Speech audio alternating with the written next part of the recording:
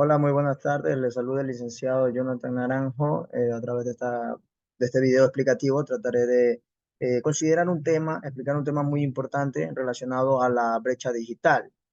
Voy a compartir pantalla para proceder a la explicación. El tema es inclusión digital, un nuevo derecho humano. Licenciado Jonathan Naranjo Vera. La clasificación de los derechos humanos es importante considerarla, según el artículo científico que estuvimos en revisión. Es la conciencia y la formulación de los derechos humanos constituyen el intento más ambicioso que ha ideado la humanidad a través de la historia para construir un orden social justo que asegure una convivencia pacífica. Recordemos que el derecho y bueno, en este caso los derechos van evolucionando según la evolución del hombre en una sociedad, porque pues, precisamente se encarga de regular las conductas que se encuentran sujetas a una norma, ¿verdad? A un ordenamiento jurídico. Bueno, los derechos en función del valor protegido, tenemos a la libertad, la seguridad, y en función a los principios proclamados en los artículos 1 y 2 de la Declaración Universal de los Derechos Humanos, tenemos la libertad, la igualdad, la fraternidad, etcétera. Hay una serie de derechos que se encuentran dentro de estos artículos. Ahora, un pequeño análisis, para considerarlo así, tenemos tres tipos de derechos según la generación: derecho de primera generación, segunda generación y los derechos de tercera generación, e incluso se consideran también de cuarta generación. En los derechos de primera generación indica que la Declaración Universal de los Derechos Humanos de 1948 refleja esta primera generación de derechos entre los artículos 3 y 21, perdón.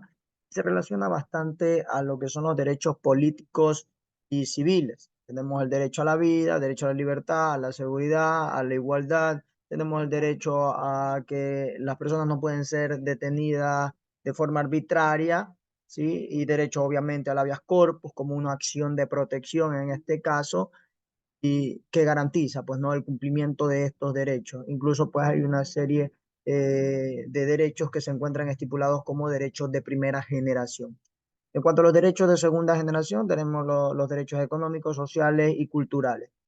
Ya en los derechos de tercera generación proviene pues de las transformaciones tecnológicas, políticas y sociales, y tenemos la protección de derechos incluso de ecosistemas, tiene que ver con el entorno natural, el estatus jurídico y la tecnología de la comunicación o las llamadas TIC, que también guarda en consonancia a lo que son acciones en este caso, las acciones de protección, ¿no?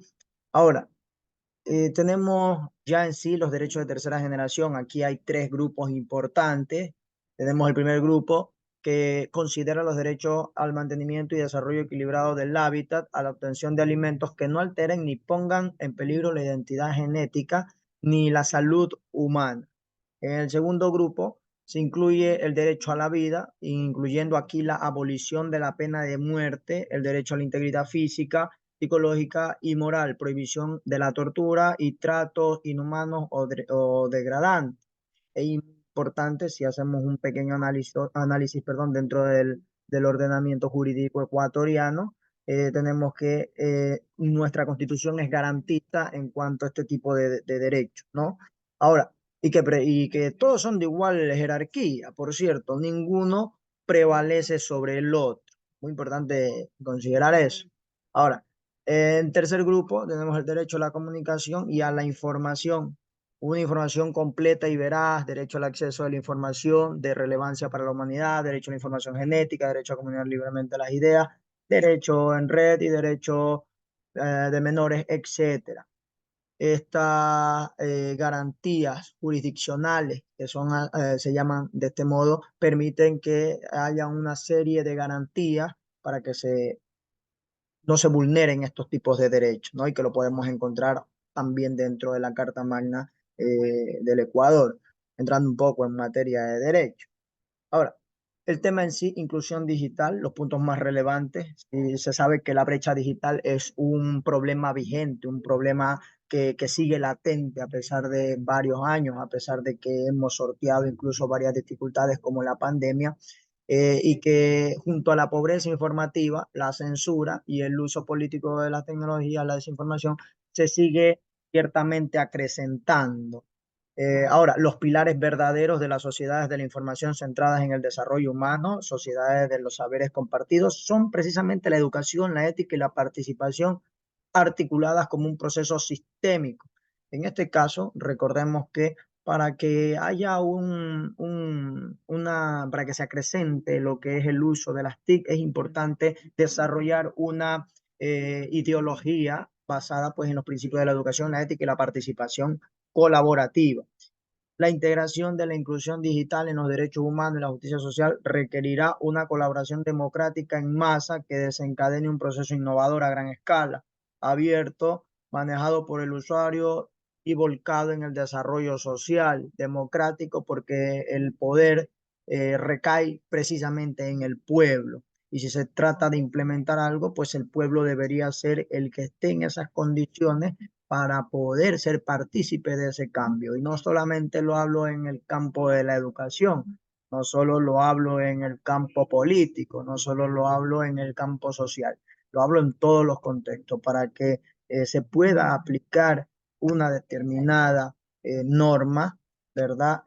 O un mayor prospecto según la democracia, el pueblo debe estar preparado y el Estado debe de garantizar, obviamente, cada uno de estos, se puede decir, principios. El beneficio potencial sería conseguir un mayor y más fuerte producción de la infraestructura social basada en la colaboración y la cooperación, así como en ideas para la promoción futura y la formación de bibliotecas y profesionales en el uso de las nuevas tecnologías de la comunicación. Eso es un punto muy importante, como lo dije anteriormente, debe de existir una producción mayormente en cuanto a lo que es la infraestructura y la colaboración y cooperación no solo de las instituciones educativas, ¿sí? Sino también de todas las instituciones que se encuentran dentro del territorio ecuatoriano, sin dejar a un lado el punto, en este caso de estudio, que vendría a ser el, la parte educativa, ¿no? Que es a donde nosotros nos basamos. Y con esto pues se va tratando de reducir esa brecha digital que más o menos se encuentra en los países menos desarrollados, acrecenta, pero no quiere decir que los países de primer mundo no tengan este tipo de falencias, porque sí las tienen. Entonces hemos hecho un pequeño análisis cómo ahora mismo los ordenamientos jurídicos están garantizando que la inclusión digital sea un derecho, como derecho humano, como un derecho que se encuentra como derechos de tercera generación, incluso de cuarta generación. Y es muy importante que el Estado, al estar dentro de estos derechos humanos, pues el Estado sea garantista. Aquí viene una discrepancia muy particular en el Ecuador. Si bien es cierto, nuestra constitución es garantista de derechos, pero no se están cumpliendo. Por ahí se dicen que simplemente son letras muertas. Con esto he terminado y muchas gracias por su atención.